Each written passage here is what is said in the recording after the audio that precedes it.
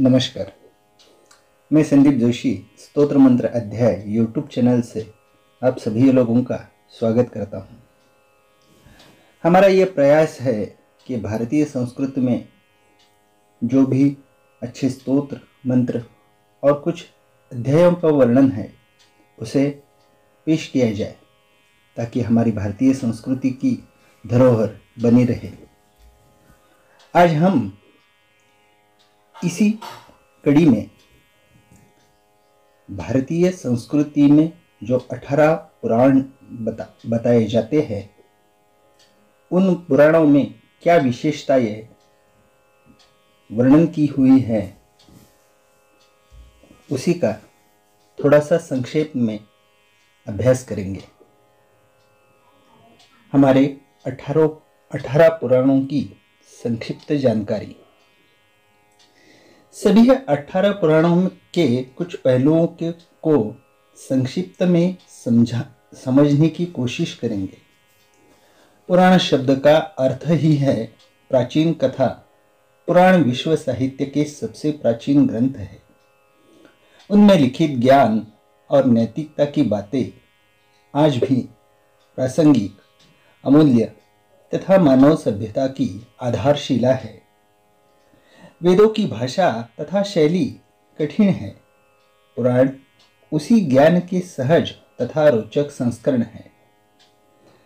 उनमें जटिल तथ्यों को कथाओं के माध्यम से समझाया गया है।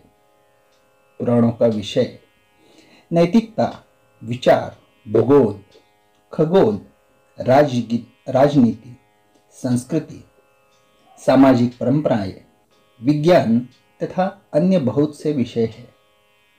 विशेष तथ्य यह है कि पुराणों में देवी देवताओं, राजाओं और ऋषि मुनियों के साथ साथ जनसाधारण की कथाओं का भी उल्लेख किया गया है, जिससे पौराणिक काल के सभी पहलुओं का चित्रण मिलता है। महर्षि वेदव्यास जी ने 18 पुराणों का संस्कृत भाषा में संकलन किया है। ब्रह्मदेव, श्री हरि विष्णु भगवान तथा भगवान महेश्वर उन पुराणों के मुख्य देव है। त्रिमूर्ति के प्रत्येक भगवान स्वरूप को 6 पुराण में समर्पित किए गए हैं। इन 18 पुराणों के अतिरिक्त 16 उपपुराण भी है, किंतु विषय को सीमित रखने के लिए केवल मुख्य पुराणों का संक्षिप्त परिचय ही हम यहाँ पे लेने जा रहे हैं। सभी पुराणों में ब्रह्म पुराण सबसे प्राचीन है।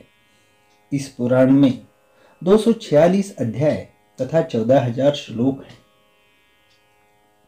इस ग्रंथ में ब्रह्मा जी की महानता के अतिरिक्त सृष्टि की उत्पत्ति, गंगा अवतरण तथा रामायण और कृष्ण अवतार कथाएं भी संकलित है। इस ग्रंथ से सृष्टि की उत्पत्ति से लेकर सिंधु घाटी की सभ्यता तक कुछ न कुछ जानकारी प्राप्त की जा सकती है। दूसरा पुराण है पद्म पुराण, जिसमें है 55,000 श्लोक और यह ग्रंथ 5 खंडों में विभाजित किया गया है, जिनके नाम सृष्टि खंड, स्वर्ग खंड, उत्तर खंड, भूमि खंड तथा पाताल खंड है। इस ग्रंथ में पृथ्वी, आकाश तथा नक्षत्रों की उत्पत्ति के बारे में विस्तार से उल्लेख किया गया है। 4 प्रकार से जीवों की उत्पत्ति होती है, जिन्हें उदिभज, स्वेदज, अंडज तथा जरायुज की श्रेणी में रखा गया है। यह वर्गीकरण पूर्णतः वैज्ञानिक आधार पर है। भारत के सभी पर्वतों तथा नदियों के बारे में भी सभी विस्तार से वर्णन है। इस पुराण में शकुंतला दुष्यंत से लेकर भगवान राम तक के कई पूर्वजों का इतिहास है। शकुंतला दुष्यंत के पुत्र भरत के नाम से हमारे देश का नाम जम्बू द्वीप से भरतखंड और उसके बाद भारत पड़ा था। यह पद्म पुराण हम सभी भाई बहनों को अवश्य पढ़ना चाहिए, क्योंकि इस पुराण में हमारे भूगोलिक और आध्यात्मिक वातावरण का विस्तृत वर्णन मिलता है। तीसरा पुराण है विष्णु पुराण, जिसमें 6 अंश तथा 23,000 श्लोक है। इस ग्रंथ में भगवान श्री विष्णु जी, बालक ध्रुव जी तथा कृष्णावतार की कथाएं संकलित है।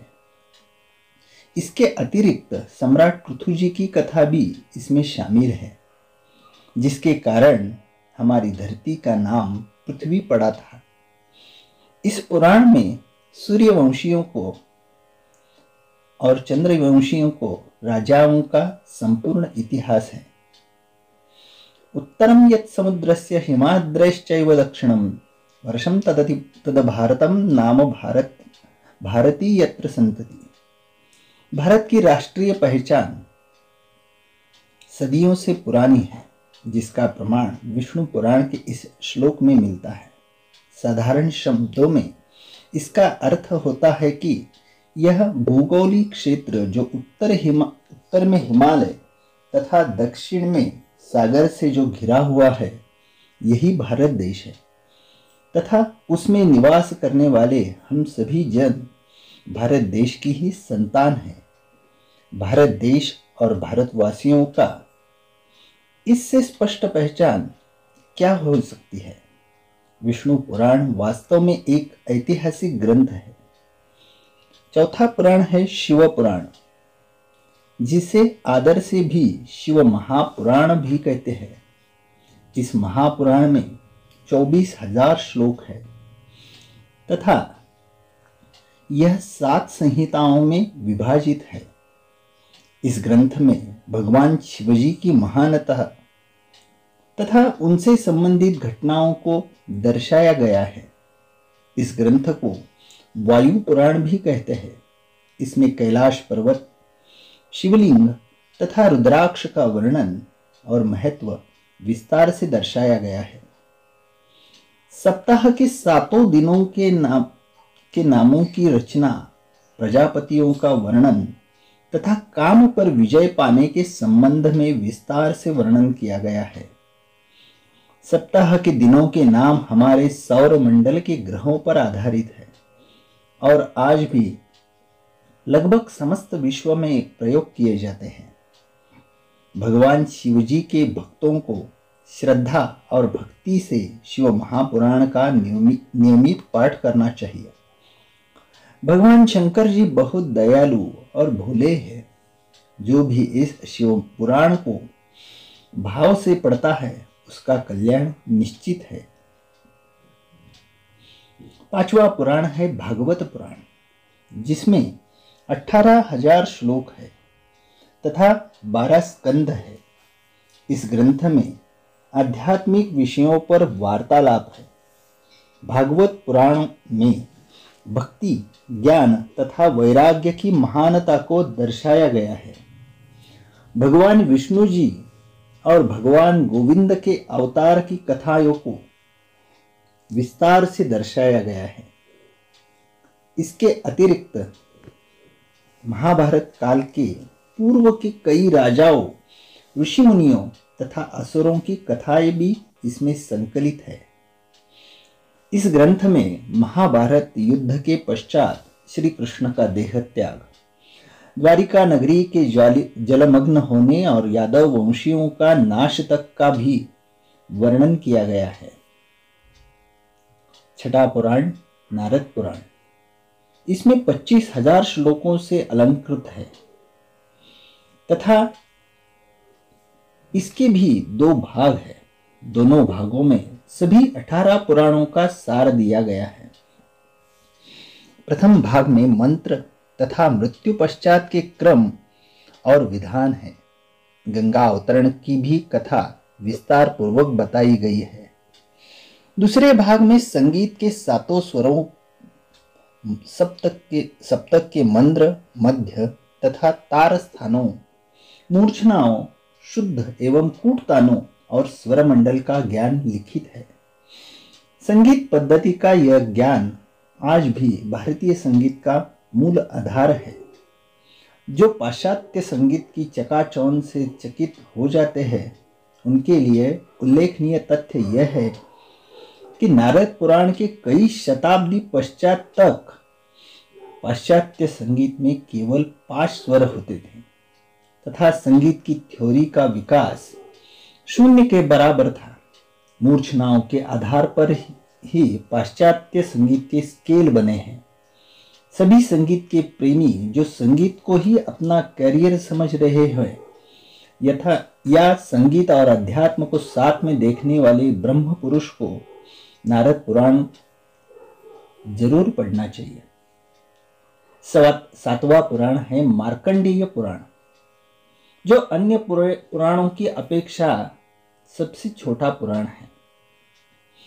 मार्कंडेय पुराण में 9000 श्लोक है तथा 137 अध्याय हैं। इस ग्रंथ में सामाजिक न्याय योग के विषय में ऋषि मार्कंडेय जी तथा ऋषि जैमिनी जी के मध्य वार्तालाप है। इसके अतिरिक्त भगवती दुर्गा जी तथा भगवान श्री कृष्ण से जुड़ी हुई कथाएं भी संकलित है। सभी ब्रह्म समाज को यह पुराण पढ़नी चाहिए। कम से कम मार्कंडेय जी के ऋषि वंशज इस पुराण को थोड़ा थोड़ा पढ़ने की कोशिश करनी चाहिए। मार्कंडेय पुराण के अध्ययन से आध्यात्मिक अक्षय सुख की प्राप्ति होती है। 8वां है अग्नि पुराण। अग्नि पुराण में 383 अध्याय तथा 15,000 श्लोक है। इस पुराण को भारतीय संस्कृति का ज्ञान कोश या आज की भाषा में विकिपीडिया कह सकते हैं। इस ग्रंथ में भगवान मत्स्यावतार का अवतार लेकर पधारे थे उसका वर्णन है। रामायण तथा महाभारत काल की संक्षिप्त कथाएं भी संकलित है। इसके अतिरिक्त कई विषयों पर वार्तालाप है, जिनमें धनुर्वेद, गांधर्व वेद तथा आयुर्वेद मुख्य है। धनुर्वेद, गांधर्व वेद तथा आयुर्वेद को उपवेद भी कहा जाता है। 9वां पुराण है भविष्य पुराण। भविष्य पुराण में 129 अध्याय है। इस ग्रंथ में सूर्य देवता का महत्व, वर्ष के 12 महीनों का निर्माण, भारत की सामाजिक, धार्मिक तथा शैक्षिक विधानों और भी कई विषयों पर वार्तालाप है। इस पुराण में सांपों की पहचान, विष तथा विषदंश संबंधी महत्वपूर्ण जानकारी भी दी गई है। इस भविष्य पुराण की कई कथाएं बाइबल की कथाओं से भी मेल खाती है। भविष्य पुराण में पुराने राजवंशों के अतिरिक्त भविष्य में आने वाले नंद वंश, मौर्य वंश का भी वर्णन किया गया है। इसके अतिरिक्त विक्रम बेताल तथा बेताल 25 की कथाओं का विवरण भी इसमें समाविष्ट है। भगवान श्री सत्यनारायण की कथा भी इसी पुराण से ली गई है। यह भविष्य पुराण भारतीय इतिहास का महत्वशाली स्तोत्र है, जिस पर शोध कार्य करना चाहिए और इसके उपदेश हर आज छात्र छात्राओं को पढ़ना चाहिए और प्रथम क्लास से ही शिक्षा से जुड़े समस्त अध्यापक एवं अध्यापिका को इस भविष्य पुराण नामक पुराण को अवश्य पढ़ना चाहिए, ताकि आपकी समझ बढ़े और समाज में अध्यात्म जागृति लाए।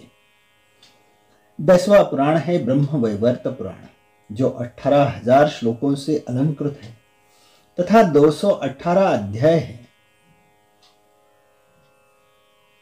इस ग्रंथ में ब्रह्मा जी, गणेश जी, तुलसी माता, सावित्री माता, लक्ष्मी माता, सरस्वती माता तथा भगवान श्री कृष्ण की महानता को दर्शाया गया है तथा उनसे जुड़ी हुई कथाएं संकलित हैं। इस पुराण में आयुर्वेद संबंधी ज्ञान भी संकलित है। जो आयुर्वेद और भारतीय परंपरा में निरोगी काया के विषय पर गंभीर है, उसे यह ब्रह्म वैवर्त पुराण आपका पथ प्रदर्शक बनेगा। अगला पुराण 11वां पुराण है लिंग पुराण। ये इस पावन लिंग पुराण में 11,000 श्लोक और 163 अध्याय है। सृष्टि की उत्पत्ति तथा खगोलिक काल में युग कल्प की तालिका का वर्णन है। भगवान सूर्यदेव के सूर्य के वंशजों में राजा अम्बरीश जी हुए। राम जी इन्हीं राजा अम्बरीश के कुल में मानव अवतार हुआ था। राजा अम्बरीश जी की कथा भी इसी पुराण में लिखित है। इस ग्रंथ में अघोर मंत्रों तथा अघोर विद्या के संबंध में भी उल्लेख किया गया है। 12वां पुराण है वराह पुराण। वराह पुराण में 217 स्कंध तथा 10,000 श्लोक हैं। इस ग्रंथ में भगवान हरि के वराह अवतार की कथा तथा इसके अतिरिक्त भगवद गीता महात्म्य भी विस्तार पूर्वक वर्णन किया गया है। इस पुराण में सृष्टि के विकास, स्वर्ग, पाताल तथा अन्य लोकों का वर्णन भी दिया गया है। श्राद्ध पद्धति, सूर्य के उत्तरायण तथा दक्षिणायण विचरने, अमावस और पूर्णमासी के कारणों का वर्णन है। महत्व की बात यह है कि जो भूगोलिक और खगोलिक तथ्य इस पुराण में संकलित है, वही तथ्य पाश्चात्य जगत के वैज्ञानिकों को 15वीं शताब्दी के बाद भी पता चले थे। तब सभी सनातन धर्म को मानने वाले भाई बहनों को यह वराह पुराण अवश्य पढ़ना चाहिए। जो भक्त अपने जीवन में जीते जी स्वर्ग की कल्पना करता है, उसके लिए वराह पुराण अतुल्य है। इसमें स्वर्ग नरक का वर्णन भगवान वेद व्यास जी ने बहुखूबी से किया है। 13वां पुराण है स्कंद पुराण। स्कंद पुराण सबसे विशाल पुराण है। इस पुराण में 81,000 श्लोक और 6 खंड हैं। स्कंद पुराण में प्राचीन भारत का भौगोलिक वर्णन, जिसमें 27 नक्षत्रों, 18 नदियों, अरुणाचल प्रदेश का सौंदर्य, भारत में स्थित भगवान भोलेनाथ के 12 ज्योतिर्लिंगों तथा गंगा अवतरण के आख्यान भी शामिल हैं। इसी पुराण में सह्याद्री पर्वत श्रृंखला तथा कन्याकुमारी मंदिर का भी उल्लेख किया गया है। इसी पुराण में सोमदेव, तारा तथा उनके पुत्र बुध ग्रह की उत्पत्ति का भी अलंकारमयी कथा है। 14वां पुराण है वामन पुराण। वामन पुराण में 99 अध्याय तथा 10,000 श्लोक हैं एवं 2 खंड हैं। इस पुराण का केवल प्रथम खंड ही उपलब्ध है। इस पुराण में भगवान के वामन अवतार की कथा विस्तार से कही गई है, जो भरूच कच्छ गुजरात में हुआ था। इसके अतिरिक्त इस ग्रंथ में सृष्टि, जम्बूद्वीप तथा अन्य 7 द्वीपों की उत्पत्ति, पृथ्वी की भौगोलिक परिस्थिति, महत्वशाली पर्वतों, नदियों तथा भारत के खंडों का जिक्र है। 15वां पुराण है कूर्म पुराण। कूर्म पुराण में 18,000 श्लोक तथा 4 खंड हैं। इस पुराण में चारों वेदों का सार संक्षिप्त रूप में दिया गया है। कूर्म पुराण में कूर्म अवतार से संबंधित सागर मंथन की कथा विस्तार पूर्वक लिखी गई है। इसमें ब्रह्मा जी, शिव जी, विष्णु जी, पृथ्वी माता, गंगा मैया की उत्पत्ति, चारों युगों के बारे में सटीक जानकारी, मानव जीवन के 4 आश्रम धर्मों तथा चंद्रवंशी राजाओं के बारे में विस्तार से वर्णन है। 16वां पुराण है मत्स्य पुराण। मत्स्य पुराण में 290 अध्याय तथा 14,000 श्लोक हैं। इस ग्रंथ में मत्स्य अवतार की कथा का विस्तारित रूप से उल्लेख किया गया है।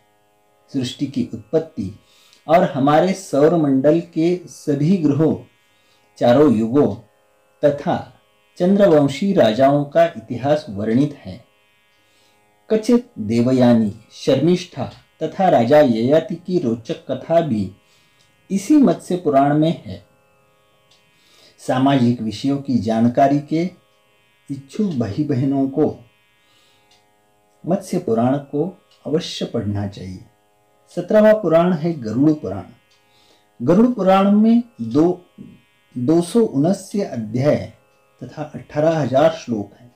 इस ग्रंथ में मृत्यु पश्चात की घटनाओं, प्रेतलोक, यमलोक, नरक तथा 84 लाख योनियों के नरक स्वरूपी जीवन के बारे में विस्तार से बताया गया है। इस पुराण में कई सूर्यवंशी तथा चंद्रवंशी राजाओं का भी वर्णन है। साधारण लोग इस ग्रंथ को पढ़ने से हिचकिचाते हैं, क्योंकि इस ग्रंथ की संबंधी या परिचित के मृत्यु के पश्चात ही पढ़वाया जाता है। वास्तव में इस पुराण में मृत्यु पश्चात पुनर्जन्म होने पर गर्भ में स्थित भ्रूण की अवैज्ञानिक अवस्था सांकेतिक रूप से बखान की गई है, जिसे वैतरणी संज्ञा की नदी की संज्ञा दी गई है। उस समय तक भ्रूण के विकास के बारे में कोई भी वैज्ञानिक जानकारी नहीं थी। तब हमारे इसी पुराण ने विज्ञान और वैज्ञानिकों को दिशा दी थी। इस पुराण को पढ़कर कोई भी मानव नरक में जाने से बच सकता है। 18वां और अंतिम पुराण है ब्रह्मांड पुराण। ब्रह्मांड पुराण में 12,000 श्लोक तथा पूर्व, मध्य और उत्तर 3 भाग है। मान्यता ये है कि अध्यात्म रामायण से भी पहले ब्रह्मांड पुराण का ही एक अंश थी, जो अभी एक पृथक ग्रंथ है। इस पुराण में ब्रह्मांड के स्थित ग्रहों के बारे में विस्तार से वर्णन किया गया है। कई सूर्यवंशी तथा चंद्रवंशी राजाओं का इतिहास भी संकलित है। सृष्टि की उत्पत्ति के समय से लेकर अभी तक 7 मनवंतर यानी काल बीत चुके हैं, जिनका विस्तारित वर्णन इस ग्रंथ में किया गया है। भगवान श्री परशुराम जी की कथा भी इसी पुराण में दी गई है। इस ग्रंथ को विश्व का प्रथम खगोल शास्त्र भी कह सकते हैं। भारत के ऋषि इस पुराण के ज्ञान को ब्रह्मांड तक लेकर गए थे, जिसके प्रमाण हमें मिलते रहे हैं। हिंदू पौराणिक इतिहास की तरह अन्य देशों में भी महामानवों, दैत्यों, देवों, राजाओं तथा साधारण नागरिकों में कथाएं प्रचलित हैं। कईयों के नाम, उच्चारण तथा भाषाओं की विभिन्नता के कारण बिगड़ भी चुके हैं, जैसे हरिकोल, ईस से हरकुलिस, कश्यप सागर से कैप्सियन सी तथा शंभु सिंह से शिंबू सीन आदि बन गए हैं। तक्षक नाम से तक्षशिला और तक्षक खंड से ताशकंद बन गए। यह विवरण अवश्य ही किसी न किसी ऐतिहासिक घटना कई और संकेत खाते हैं। प्राचीन काल में इतिहास, आख्यान, संहिता तथा पुराण को एक ही अर्थ में प्रयोग किया जाता था। इतिहास लिखने का कोई रिवाज नहीं था। राजाओं ने अपनी कल्पना शक्तियों से भी अपनी वंशावलियों को सूर्य और चंद्र वंशों से जोड़ा है। इस कारण पौराणिक कथाएं इतिहास, साहित्य तथा दंत कथाओं का मिश्रण है। हमारे पुराणों तथा महाकाव्यों पर हमें जरूर शोध करना होगा। पढ़े लिखे लोग आज की युवा पीढ़ी को यह हमारा आह्वान है कि हमारी जो आध्यात्मिक विरासत है उसे समझने की कोशिश करें। पुराण में अंकित उपदेशों को अपने जीवन में आत्मसात करें। भारत की धरोहर आप सभी लोगों के हाथों में है। भारत का उज्जवल भविष्य केवल आप हैं। आपको हमारा यह प्रयास कैसा लगा, हमें YouTube पे कमेंट करके ज़रूर बताइए। धन्यवाद।